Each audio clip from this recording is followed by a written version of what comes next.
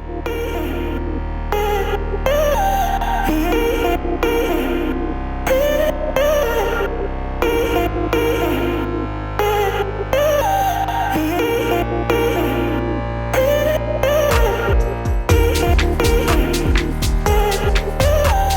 going on, everyone? Welcome back to Breakpoint Breakdown. Men's semifinals at Wimbledon today. We're going to break them down today, but it was day 12 today at Wimbledon. Coming into them, they were just two fascinating matchups. As I said yesterday, coming into them, could you say they were both a little bit underwhelming? 100%. Yeah. I mean, I thought Sinner versus Jannik. I thought Sinner versus Djokovic was, much more fast paced, sort of 50-50. But I mean, yeah, it's not unexpected, but not really like crazy, not a crazy result. I mean, same thing with Alcaraz and Fritz. I mean, we kind of knew it was going to be over in 4-3.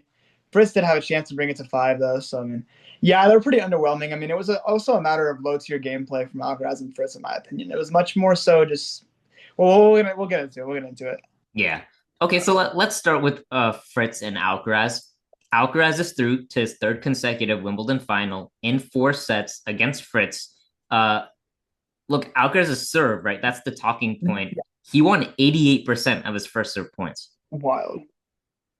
Yeah. Yeah, just goes to show his +1 is crazy. I mean, it's sort of wide on the near side. Everybody knows that. You can get Roland Garros too, and he ace Sinner in some of the biggest moments. I mean, so yeah, it's set up on the serves. It was mainly what was going on the whole match, to be honest. I mean, same thing for Fritz. I mean, they were both setting up their serve very well, bombing like 135 average. So yeah, Yeah.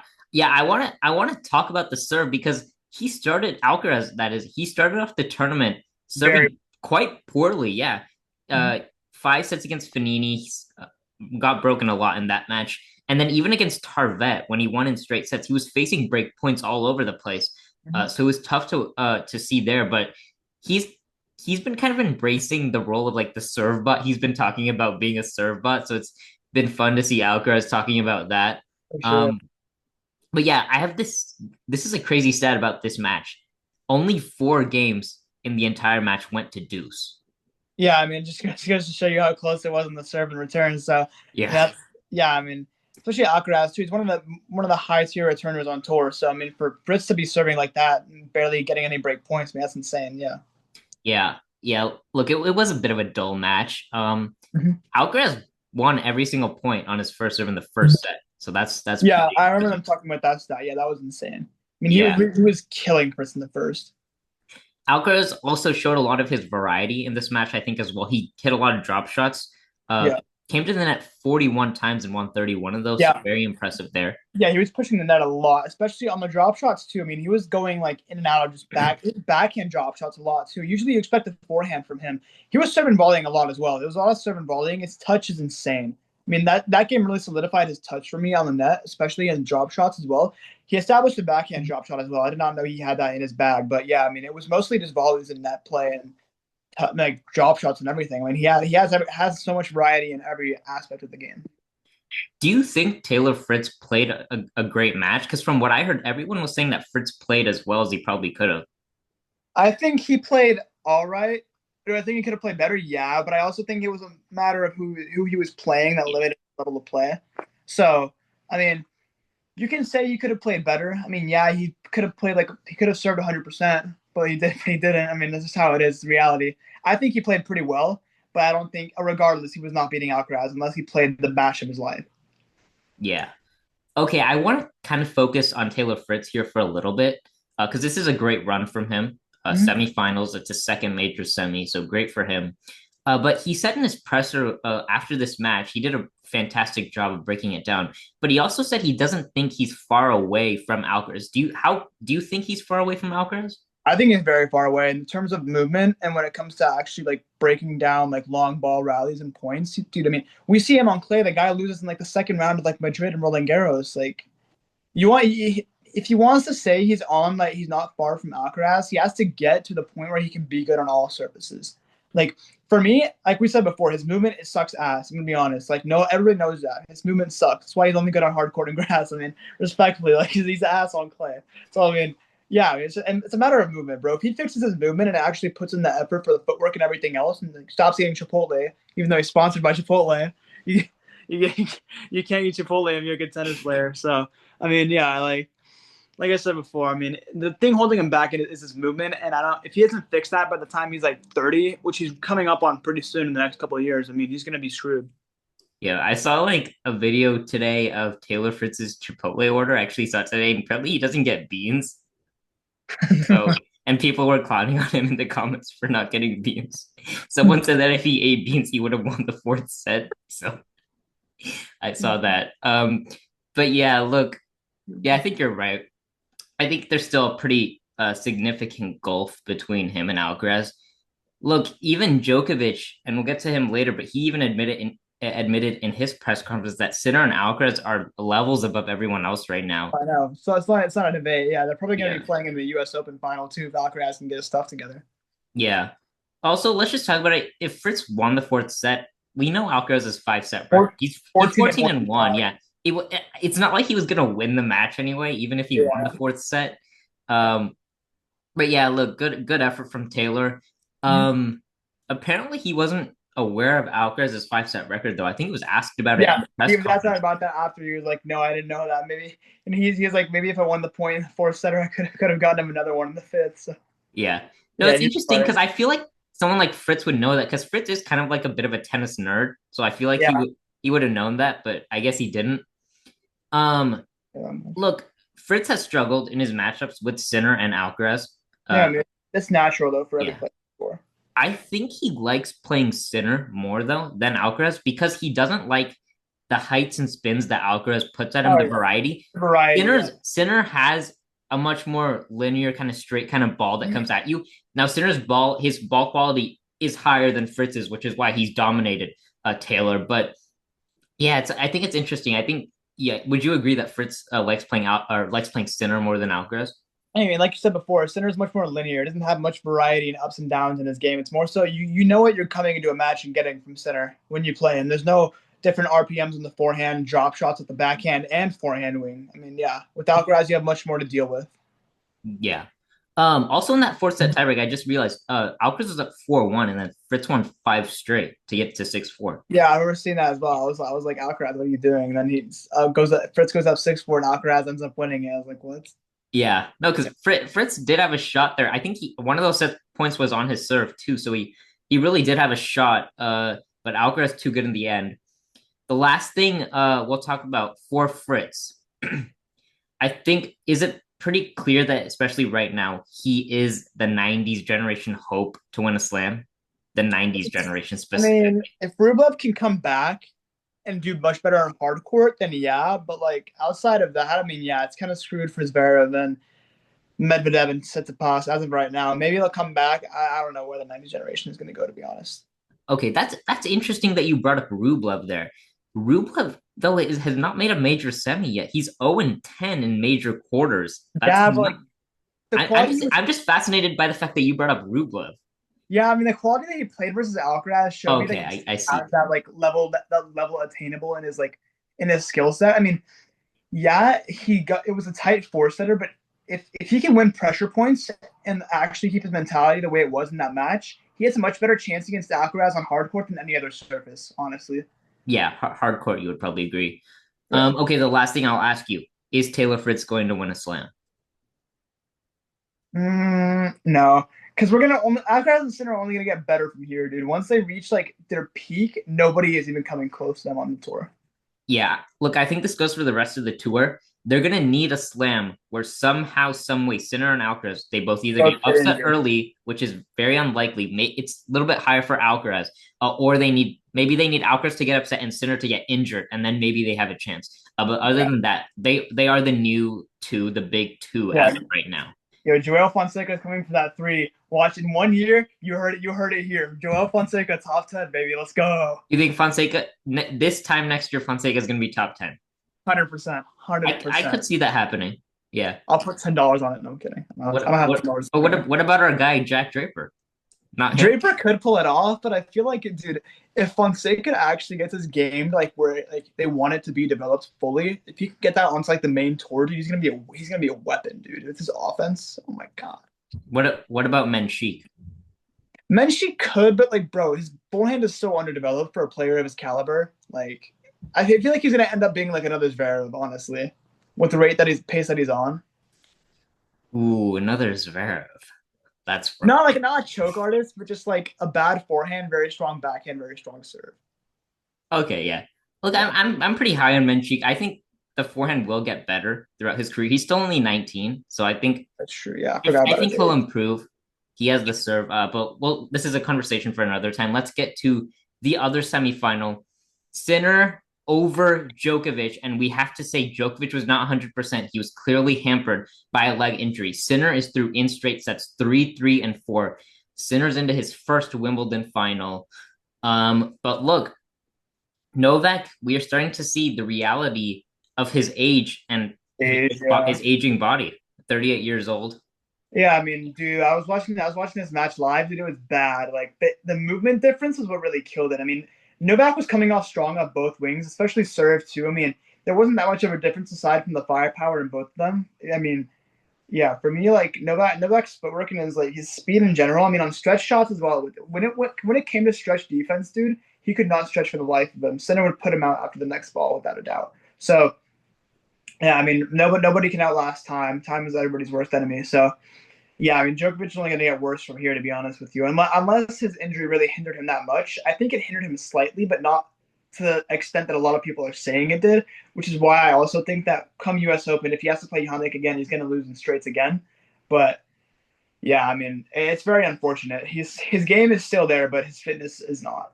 Yeah, you mentioned the movement though, but when you watching the match, you said that the ball quality was still there for Novak. It's just the movement, right? Yeah, 100%. The ball quality is 1,000% there. He can still go ball for ball with Yannick. He can't go pound for pound, but he can counter punch, and just get the ball back and consistently against Yannick. Yeah, that's his best weapon. So, I mean, yeah, I feel like he can rally with him consistently, and he can also spot serve very well still as well. He was acing Yannick left and right. I mean, it's not like it was a bad serving day from him either. So, yeah, I mean, yeah, the game and tennis IQ are still there. It's literally just age because Yeah. Yannick plays the same game as him. It's just younger and better. Yeah. And Novak did go up 3-0 in the third, and Yeah, he had break point to go up 4-0 yeah. That one after the medical timeout that he had. I feel like that ice and everything else on his body really rejuvenated him for a little bit. for a And little bit. he Because was then playing. Sinner reeled off 5 straight after that. Yeah, yeah, yeah. No, Yannick, not Yannick. Novak was playing just straight off of pure confidence and body feeling his body. So yeah, I mean, after that he had to crash and just lost five straight. So Yeah. yeah. All right, as we go out throughout this, I'm gonna refer to Novak's press conference a lot because he did go pretty deep in there and it was interesting to listen there. Look, he said the best of five is just catching up to him. Mhm. That's Yeah. again, that's just the reality of his age. He did say it's not his last Wimbledon though. That's a good sign though, because at RG he said he could be his last RG. But he said he plans on coming back to Wimbledon, for one last time. And I'm going to start off with the question right here. Do you think we said it for Taylor Fritz, but can Novak Djokovic win one more slam? Can he get number 25? We know he wants it so badly. I think if he's gonna really put all his effort into one slam, it would have to be Wimbledon because that's his best. I feel like that's his best surface now. I mean, if he's gonna go for one more slam, you might as well just go all in on one Grand Slam, which is why I think he should go all in on Wimbledon as well. So yeah, I mean, if he really wants to win just one more slam to get that 25, go for Wimbledon, try to tie Federer's record and just get 25 over everybody. Yeah. Yeah. Yeah, look, normally I guess we would have thought Australia is his best chance, but Sinner's kind of taken Australia now, especially I feel like there's a pretty big delta between Sinner on hard court and everyone else on hard. Oh yeah, no doubt. Yeah, I Yeah. see. Yeah, Sinner's like 110, everybody else is 100. Yeah. Yeah. Yeah. Okay, so I guess Djokovic's fall that he had on match point against Kaboli, I guess that proved to be detrimental. I personally didn't think it would be that much, but I didn't think so if either. you did watch the fall, it was a heavy fall. It didn't look great. But yeah, that seemed to prove detrimental. Yeah, it does seem like Wimbledon will be Novak's best chance to get a major. The other surfaces right now I think are a little bit too challenging for him. Yeah, I'm way too challenging. Yeah. Grass is just the quickest. That's just the way it works. Yeah. Um, yeah, but how do you think Djokovic after this performance? How do you think his motivation levels are going to be? Does he want to continue? Will he go to America, play Cincinnati, play the U.S. Open? Will he play those? I don't think he'll play any more Masters. I think he'll try to get to 100 at the US. I feel like he'll play the US one more time because they had like 99, I think. Well, no, is he at 99 for US or the Australian? I forgot which one. 99 wins. Yeah. I think Australia, he's 99 wins. Okay. Yeah. Yeah, US Open, I think he's 90. Yeah, US Open, I feel like he'll be more motivated to get 100 wins there and at the Australian, which is why I think he might try to play both of those next year as well, just to get the 100 mark for everything. So yeah, I mean, I feel like he'll have motivation to play the US Open, not the Masters though. The Masters he holds the most all time. It's not really something he should be going after, to be honest. Yeah, not only is Novak actually the only player to win all nine Masters, he's actually won all of them at least twice, which is just insane. Yeah, it's crazy. Yeah. By the way, when we talk about Novak at slams this year, look, it hasn't been terrible. He's gotten semifinal, semifinal, semifinal. He's Mhm. getting to these later rounds. He's just struggling with For injury fitness. or with Sinner, Yeah, basically. or Sinner and Carlos. Yeah, I mean, it's just the fitness issues. I mean, it's unfortunate, but that's how it is. Yeah. I mean, the injuries are catching up to him. He has the leg injury here. I think he was healthy at RG. Sinner just outplayed him. AO, he was, and he bossed Alcaraz around. He took out Alcaraz He destroyed Alcaraz. Yeah. at the Australian Open, but that's where he injured his leg. And then when he took on Sasha Zverev in the semis, he couldn't continue. We go back to last year when he played Popperin at the U.S. Open. I don't think he was 100%. Go back to RG. That's where he injured his knee and he had to get meniscus surgery. He had to pull out there. And then at Wimbledon, he plays Alcaraz in the final. The knee It was very injury. clear he was not 100% in that final. Alcaraz absolutely bamboozled him in that final. So the injuries are catching up to him. And again, it's his age, right? Yeah, it comes with age. Yeah, you can't really do anything against it. Yeah. I mean, Novak's been talking about it in his press conference. He's getting wind. He said he's getting winded to these. By the time he comes to these specific matchups, the later rounds of these majors, that's where he's not as healthy anymore, and that's why it's been proving to be so detrimental for him. But yeah, I think it was tough for Novak today just to go out the way he did on grass, where you expected like it was his best chance to take out Jannik, even with the leg injury, because he has that serve plus one that he can use to perfection. So I think it was just tough for Novak. Do you think do you still I still think Novak is the third best player though at the slams right now. He's behind Sincaraz, but there's a Yeah, pretty big gulf between them. That's yeah, the problem. it's definitely it's Alcaraz, Djokovic, and then the rest of the tour. The way I see it, I mean, the only thing holding Djokovic back is his fitness. If he gets his fitness to where it has to be, I mean, he can put up a fight against Alcaraz and Sinner. Do I think he can beat them even when he's very like healthy in these late rounds? No, just simply because due to their youth. But I mean, aside from that, yeah, I mean, the rest of the tour has a lot of thinking and working to do to get to the level that even Djokovic right now is at. Yeah. Yeah. Also, I didn't get to see the match, but I know you did. How were because we talked about this previously, how Demon Noor was dominating Djokovic when it came to the extended rallies. Was that the case again today? Yeah, I was. I mean, Djokovic, cause like I said before, when he gets on defense, when Jannik's consistently playing offense, on the stretch, Djokovic sucks. I'm sorry. On grass, because of the injury that he had, I mean, he can't move. He was Yeah. getting maybe a couple stretch balls half the time. He would try to drop shot to bail himself out a lot against Jannik, try to push him up to the net, and just force him to make a play. And every time a drop shot would just go high and float, and Jannik could just smash down on it down the line or across court or wherever he deems fit the ball should be to go. So, yeah, I mean, he could not do anything long rallies against Jannik. Jannik outmaneuvered him in firepower, and Djokovic couldn't play any angles. So yeah, Yeah. Um, do you think next year is Novak's last year? honestly, if he's able to get to 100 wins at the U.S. Open and 100 at the Australian, which he will, I mean, yeah, probably. I don't think he has much more to go for aside from like Wimbledon next year. That's Yeah. about it. I mean, I mean, at this point, it's just the 25th major, right? There's nothing else really yeah, there for him. just getting to 25, the number, yeah. I mean, Yeah. that's really all it is. Yeah. Yeah, because look, he is by far the GOAT. Like Oh it's yeah. not like he's trying to get 25 to be the GOAT. That's not the case here. Yeah, yeah. It's just a victory lap to be honest. I mean, it's just a shout out to his greatness. Yeah, not much more for him to do in tennis. Yeah. Okay. I know we focused a lot on Novak here, so apologies for that, but it was a pretty big thing for Novak here, the way he went out. But we need to focus on Sinner now. We need to give him his due credit. Oh The yeah, dude is just a machine, isn't he? Yeah, no, the guy's a robot. He plays textbook tennis. I've never seen somebody consistently play the perfect hitting pattern in like 3 points in a row and just destroy their opponent like that.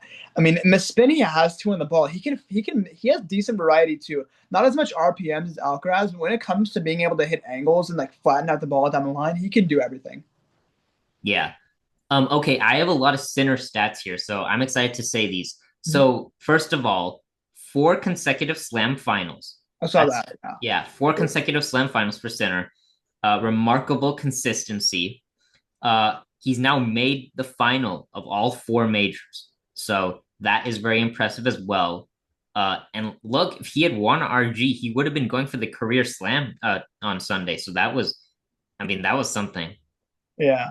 Um, okay, so I mentioned he's made the final of all four majors. He is the second youngest man to do so. Can you tell me who the youngest is? Nadal. Yeah, Yeah. yeah, I knew you 2009. would Yeah. get that. Yeah, yeah, Yeah. Yeah. yeah. Yeah. Okay. How about this? Since 1995, the Big Four and Sinner are the only players to make the final of all four majors since 95. Do you think Agassi was included in that? I feel like they missed Agassi because he made Roland Garros late in his career. Oh, did they miss Agassi? I'm pretty sure they missed Agassi. They might have. They might They, have. they might have missed Agassi, but yeah, that's still the big four. I understand that, and Jannik Yeah. Sinner joining them is also crazy. Yeah. Are you surprised Carlos Alcaraz isn't on the list? Honestly, not He really, because he hardcore, only like, yeah, sorry, go ahead. yeah, hardcore, he's still like 50-50. I mean, I haven't seen him do anything on hardcore outside of the U.S. Open and BNP. I mean, yeah, he's still 50-50 for me on hardcore, but yeah, we'll see. Yeah, he still needs to make the final of Australia. He actually hasn't even made the semis yet in Yeah, Australia. So that's crazy. where he needs to do it. He'll be going again for the career slam next year. Mhm. Now, Sinner, we mentioned, is the second youngest man to be on that list. If Alcaraz were to make the final of Australia next year, he would take a Sinner's spot. So he would become then the second youngest man. But yeah, it's nice that Sinner has one of these youngest man stats because it feels like Alcaraz and Nadal have all the other youngest man. Oh yeah, 100%. Yeah, no, it's good. It's good for Sinner to get his name on there for sure. Yeah. Yeah. Um, Okay. Oh, there's one more actually. I have another stat here. Sinner ties Nadal for the most consecutive wins against Djokovic, five straight wins against Novak. Oh yeah, it was. Him and Nadal also are the only two players in history to have five straight set wins against Djokovic. Oh yeah, Yeah, I didn't know that either, but yeah, that's yeah. awesome. That's impressive. Yeah, It's weird Federer isn't on that list, but and yeah, it honestly is pretty weird that Federer's not last out. That's what I was surprised by. I was like, what? yeah. I think Federer and Djokovic was much more like it was one off. Like Federer would win, then Djokovic would win. Federer and Yeah, Djokovic. I felt like it was it just was offense versus defense every time they played. yeah. Yeah. Um. Okay, it seemed like Sinner was just striking the ball well though. Yeah, overall, yeah. Injury, the elbow injury seems to be behind him. I don't think Yeah, he has the sleeve and the taping, but I think he's fine with the elbow. yeah, the He's just elbow, it's just not a problem. He was firing off of every wing in this match. Yeah, yeah, he's just a stone cold killer, isn't he? yeah, seriously, he's the Iceman. Yeah. Yeah, By the way, I think there's one more Sinner stat I think I have here, right here. Oh, I think. Oh, okay, I think. What is it? He is the fourth player to beat Djokovic on all three surfaces. Do you know who the other three are? They're kind of easy. The other three. Nadal, Yeah. Federer, Yeah. Andy Murray. Yeah. Yes, it's pretty easy. Yeah, so Sinner is the fourth guy to beat Djokovic on all four surfaces. Alcaraz is still yet to beat Novak on hard court. So yeah, I don't think Alcaraz is ever going to do that, to be honest. Novak's going to retire pretty soon. Alcaraz better hope he gets him in his draw. yeah, yeah. Look, that Australian Open match was his chance. Yeah, and Yeah, he got blown out there. So yeah, yeah, man. But Sinner, so Sinner is going for Wimbledon. He could have been if he won RG, he would have been going for the calendar slam this year. He yeah, also would have been going for the non-calendar slam. That's holding all four majors. He would have held all four majors if he wins tomorrow, and he would have won at RG. And he also would have been going for the career slam, yeah. The career is winning all four of them. So that's sick. yeah, Yeah, but he's gonna have to wait again until RG next year to Yeah. get all those records. But I think he'll get an RG. He'll get an RG eventually. It'll be very hard for him to do it against Alcaraz, but he can pull it off. But yeah. Yeah. All right, everybody. We have a blockbuster final set. We're gonna come back tomorrow and we're gonna do a preview for that. But we can look a little bit into it. Do you think it's gonna be 5 sets again? Yeah, I have it going to 500%. Yeah. All right. Alcaraz is 5-0 in slam finals. Look, him and Sinner are so close in level, and that's Alcaraz is not going to remain undefeated in slam finals. Like that's going to change. No player has ever been undefeated in slam finals, so that will change. But Alcaraz has been very good in those. Also, Sinner and Alcaraz playing in the final confirms that the last 7 majors will have been won by one of them. That's actually insane, dude. Yeah. God. All right. Head to head is 8-4 Alcaraz. So he's dominated. He's won last 5. That's 4. Yeah, 5. Alcaraz is 3-1 in majors against him too. But guess where Sinner's win against Alcaraz came? Wimbledon 2022. Yeah. So Sinner does have the win at Wimbledon. So I know it was a long time ago. They were totally different players then, but they do have that. We're gonna do a big preview for that tomorrow. But Yeah. thank you everyone for joining us today. Yeah, thank you guys for your continued support. We do it for the community. We do it for ourselves. We love tennis here. Our handle on every platform is Breakpoint Breakdown 1 on Twitter, Instagram, TikTok, and YouTube. Please go support us there, and we'll see you in the next